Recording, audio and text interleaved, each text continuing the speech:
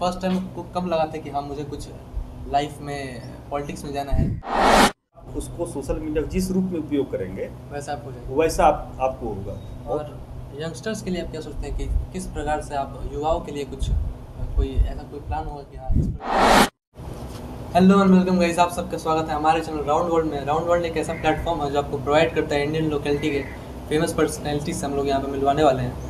और काफ़ी हमारे साथ आज पहले ही दिन बहुत ही एक खास व्यक्ति जुड़ चुके हैं जिनके साथ आज हम काफ़ी अच्छी कन्वर्सेशन करने का ट्राई करेंगे।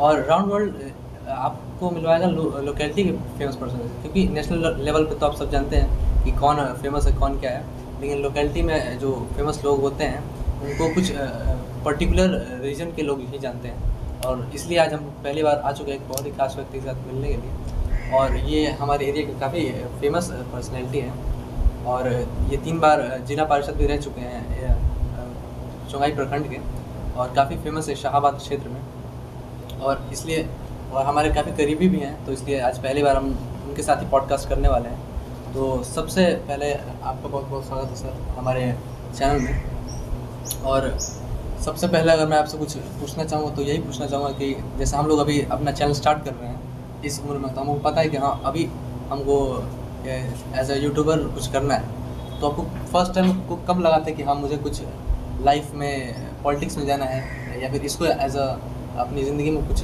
लेना है, इसी क्षेत्र में जाना है? ऐसा आपको कब लगा था पहली बार? ऐसा हमारा कोई सोच नहीं था। सबसे पहले तो आपके चैनल को बहुत बहुत धन्यवाद देता हूँ कि आप लोग एक उभरते हुए चैनल हैं, और हमारी शुभकामना है कि आपका चैनल बहुत आगे बढ़े। और दूसरी बात ये है कि आपने कहा कि कब ये आपको लगा कि आप राजनीति में जाना चाहते हैं, तो हमारी पढ़ाई लिखाई तो इलाहाबाद यूनिवर्सिटी से हुई है, और इलाहाबाद यूनिवर्सिटी से काफ़ी छात्र जीवन में काफ़ी लोग बड़े बड़े नेता उभरे हुए हैं। तो स्वाभाविक बात है कि जहाँ पे आदमी रहता है और जिस माहौल में चौमाई खुद पॉलिटिकल स्थान रहा है, जहाँ पे हम लोग बचपन से मुख्यमंत्री की उंगली पकड़ के हम लोग चलना सीखते थे सरदार हरियर सिंह जी के। जब कुछ जवान हुए, कुछ सूझबूझ आई, तो बसंत सिंह माननीय मंत्री हुआ करते थे। उस वक्त हम लोग हाई स्कूल में पढ़ाई करते थे, तो उनके प्रचार उचार में भी आना जाना लोगों को लगा रहता था। साथ में हमारे यहाँ हमारे दरवाजे पर संघ के लोग का आना जाना रहता था हमारे यहाँ। स्वाभाविक बात है, संघ के लोग जो थे यहाँ पे, तो उन लोग से उठना बैठना रहता था। तो कहीं ना कहीं ये लगता था कि सामाजिक जीवन में हम लोग बचपन से ही और राजनीतिक जीवन दोनों चलते रहते थे।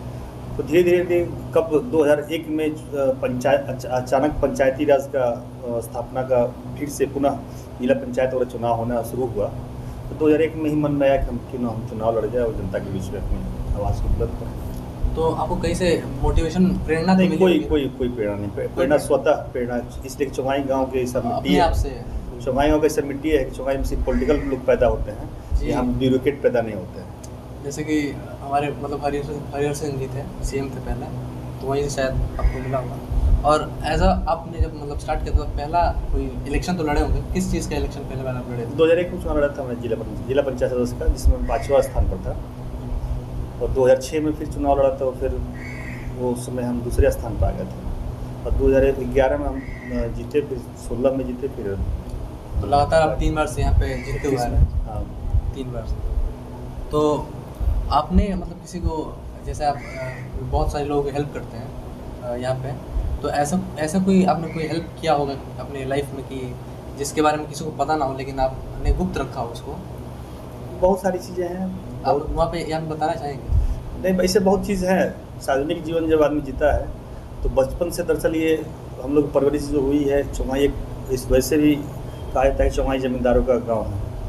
तो ज़मींदारी तो प्रथा समाप्त पहले ही हो चुकी थी, लेकिन फिर भी जो उसका जो यहाँ का परवरिश था हर यहाँ के लोगों का, तो कहीं ना कहीं लोग एक दूसरे को परवरिश करते थे, इसलिए कि हर लोग अपना अपना जो पहले कुछ जातियाँ थी उपजातियाँ थी उसको बसाया जाता था गाँव में। तो आदमी बचपन से ही पिताजी का जो कर्म है उनको देखते देखते हेल्पफुल नेचर के शुरू से ही है, आज भी है।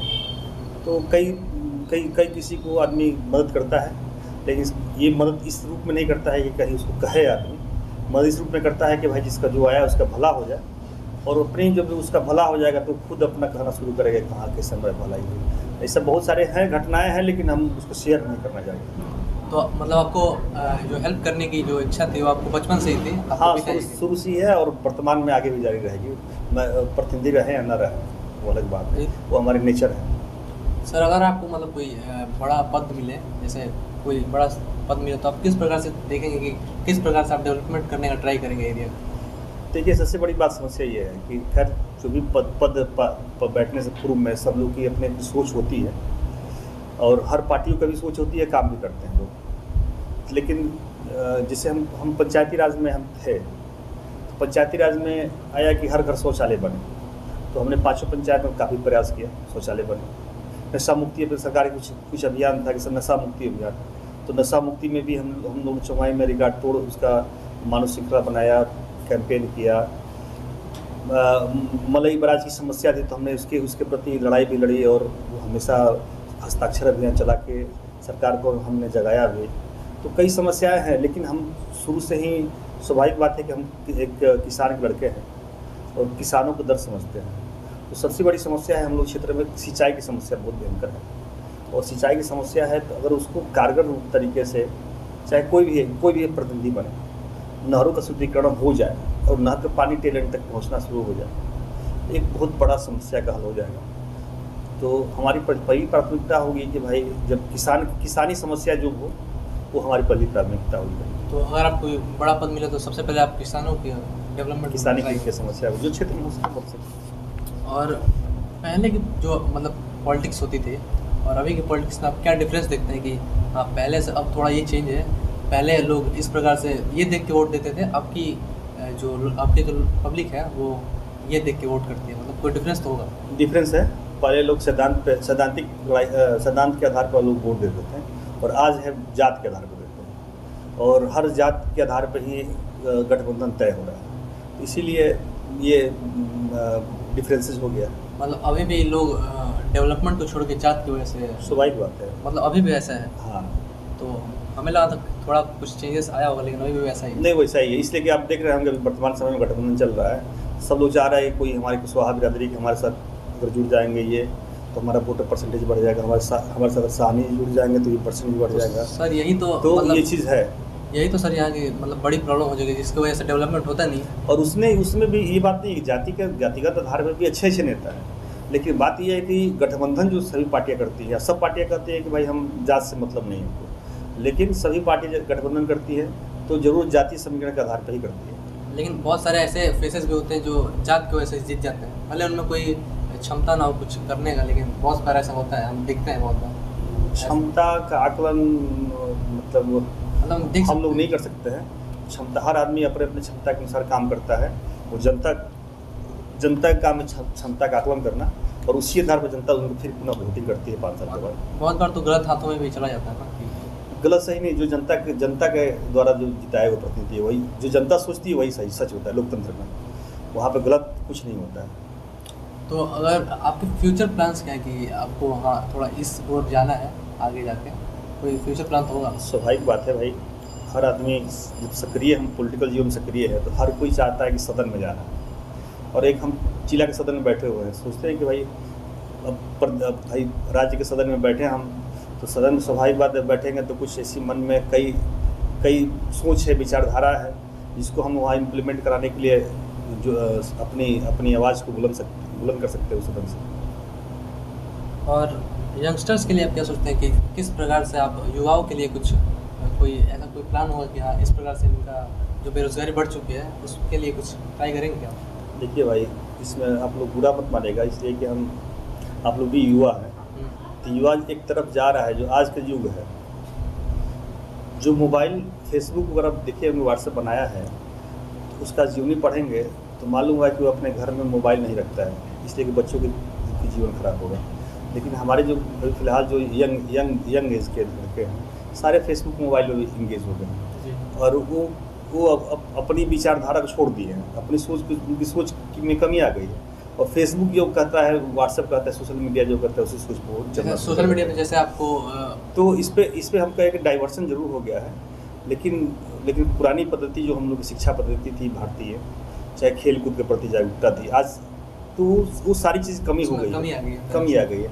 तो स्वाभाविक है शारीरिक और मानसिक दोनों विकास कम हो रहा है। और सोशल मीडिया आपको एक तरीके से आपको थोड़ा डाइवर्ट भी कर देता है, आपकी थिंकिंग थोड़ी छोटी कर देता है। हाँ, छोटी नहीं करता है, आप थोड़ी जो किसी एक आप ओर ले जाता नहीं, है।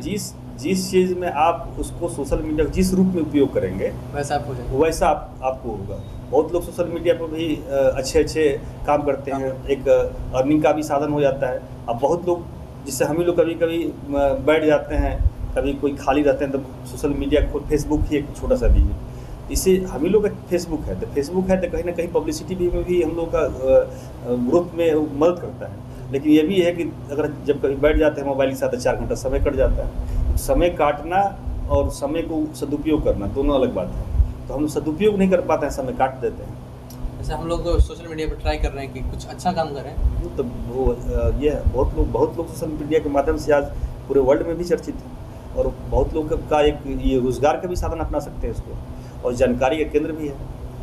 तो अगर आप देखें कि जेंडर इक्वलिटी जैसे महिलाओं और पुरुषों में अभी भी मतलब काफ़ी हमें डिफरेंसेस देखने को मिलते हैं, अभी भी लोग बहुत भेदभाव करते हैं, तो उसके बारे में भी आप कुछ? स्वाभाविक बात है, जागरूकता की कमी है। लेकिन आज के डेट में हमारी बच्चियाँ हैं, आप रोड पर चलिए, आप ही यंग हैं और आप लोग जाते होंगे स्कूल वगैरह, देखिए स्कूल के बाहर खड़े हो जाइए तो देखिए, या सुबह में मॉर्निंग हम देखते हैं यहाँ पर 4 बजे सुबह से बच्चियाँ जो जाती हैं बस्ता लेके पीठ पे बैग रखा के, वो सीरियस होकर जाती है पढ़ाई करने के लिए। वही लेकिन हमारे आज के जो बच्चे हैं वो बस्ता छूट गया, उनके हाथ में मोबाइल आ गई है, वो मोबाइल लेके जाते हैं। तो अंतर तो जरूर आ गया है, बच्चियों का आगे बढ़ने का मौका है, और लेकिन फिर भी घर में बहुत सारी ऐसी पद्धतियाँ हैं कि अभी भी हमारे घर का परवरिश जो होता है, क्योंकि हमारे देश में पुरुष प्रधान माना जाता है। पहले मातृ प्रधान था, इसलिए पहले देवी माँ का देखे होंगे आप लोग कि दुर्गा माँ, लक्ष्मी माँ, सब लोग मातृ प्रधान था। लेकिन बाद में आने के बाद पुरुष प्रधान हो गया। तो पुरुष प्रधान में स्वाभाविक बात है कि सब लोग जानता है कि वर्किंग जो होते हैं पुरुष ही होते हैं, लेकिन लड़कियां भी अच्छी कर रही, वो भी साथ में पहुँच रही है, वो भी जा रही है। आजकल थोड़ा मतलब बढ़ रहा है ट्रेंड कि लड़कियां भी कुछ काम करें, जैसे पहले थोड़ा और भी ज़्यादा कम था, अब थोड़ा बढ़ भी रहा है ना, आ गया है। गार्जियन में जागरूकता आ गई, लड़कियों को पढ़ा भी रहे हैं और लड़कियां भी अच्छी कर रही हैं हर सेक्टर में। और वैसे भी सरकार ने भी दे रखा है, हर जगह आरक्षण वगैरह भी दे दिया है। और कई हर जगह आप देखेंगे बिहार में पुलिस के जवान भी लड़कियाँ तो अच्छी कर रही हैं, जो भी है महिलाएं जो है। और सर अभी आप देश के बारे में क्या सोचते हैं कि किस प्रकार से देश किस ओर जा रहा है? जैसे हम लोग न्यूज़ पे देखते हैं तो बहुत सारी ऐसी बातें होती है कि हमारा देश काफ़ी आगे बढ़ रहा है, काफ़ी मतलब दूसरे देशों में काफ़ी इज्जत बढ़ रही है पहले के हिसाब से। भारत की विदेश नीति जरूर सफल है, और माननीय प्रधानमंत्री जी की जो राष्ट्रवाद का डॉक्टर जयशंकर नहीं, राष्ट्रवाद वाला जो माननीय सोच जो है, राष्ट्रवादी सोच कही है, तो निश्चित तौर पे माननीय प्रधानमंत्री का स्पष्ट नीति है इस मामले में। तो कहीं ना कहीं देश का विदेश नीति हो या देश के अंदर जो आप डेवलपमेंट देख रहे होंगे वो दिखाई देता है। ये कहने की ज़रूरत नहीं है, इसलिए कि आप आज आप दिल्ली जाने में बाई रोड आपको जाने में 8-10 घंटे में आप पहुंच जाते हैं। पहले यही दिल्ली आप जाते तो 2 दिन लगता था बाई रोड। तो कहीं ना कहीं डेवलपमेंट है हर सेक्टर में, पहले से ज़्यादा है, और हर सेक्टर ग्रोथ कर रहा है। मतलब पहले से आपको लगता है कि अभी काफ़ी ज़्यादा। तो अभी जीडीपी ग्रोथ रेट भी भारत की ज़्यादा मतलब पहले से बेटर है। जो अर्थव्यवस्था है उसमें भी हमें देख सकते हैं कि उछाल काफ़ी अच्छा है। तो आप क्या सोचते हैं कि जो आने वाले जो दिन हैं वो ऐसे ही रहेंगे या फिर कुछ चेंजेस आ सकते हैं या फिर कुछ चेंजेस की ज़रूरत है अभी भी? नहीं, स्वाभाविक बात है कि हर बार समय के हिसाब से चेंजेस अपने आप सरकार आती, कोई भी सरकार आती है तो करती है। लेकिन मोदी जी की सरकार में स्वाभाविक बात है कि सरकार सही दिशा में जा रही है, और निश्चित तौर पे आने वाले समय भी भारत में काफ़ी डेवलपमेंट होगा। कोरोना के बाद से भारत ऐसा देश है जो काफ़ी देखे होंगे इकोनॉमिक वाला ग्रोथ है। सेंसेक्स देख रहे हैं कहाँ से कहाँ पहुँच गया। तो कहीं ना कहीं ग्रोथ जब होता है इन्वेस्टर आते हैं, और जब आपके यहाँ ग्रोथ होगा तभी इन्वेस्टर आएंगे, और जब इन्वेस्टर आएंगे तभी आपका देश का ग्रोथ बढ़ेगा। और क्या खर्च करने की कैपेसिटी बढ़ती है देश में। पहले लोग खर्च नहीं कर पाते थे, लोग अपने धोती कपड़ा में ही रह जाते थे। आज रोटी कपड़ा मकान अब लोग अपने सबके यहाँ देखे होंगे कि आज के डेट में ईंट का मकान हो गया, पहले मिट्टी का मकान हुआ करता था। तो कहीं ना कहीं सोर्स ऑफ इनकम पहले के हिसाब से अभी थोड़ा इनकम बढ़ गया। और अब हम चाहेंगे सर आपसे, हम मतलब बहुत ही अच्छा लगा आपसे बात करके, और हम चाहेंगे कि इस इंटरव्यू को एंड करें। काफ़ी अच्छा लगा आपसे मिलकर सर, और हम आगे भी आपके साथ मिलते रहेंगे जब भी हमें ज़रूरत होगा तो।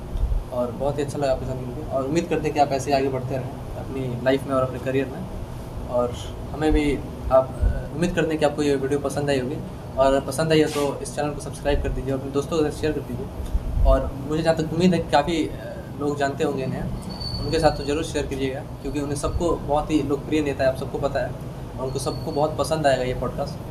तो उम्मीद करते हैं कि आप इसे शेयर करेंगे और चैनल को सब्सक्राइब कर दीजिए। और तब तक के लिए धन्यवाद।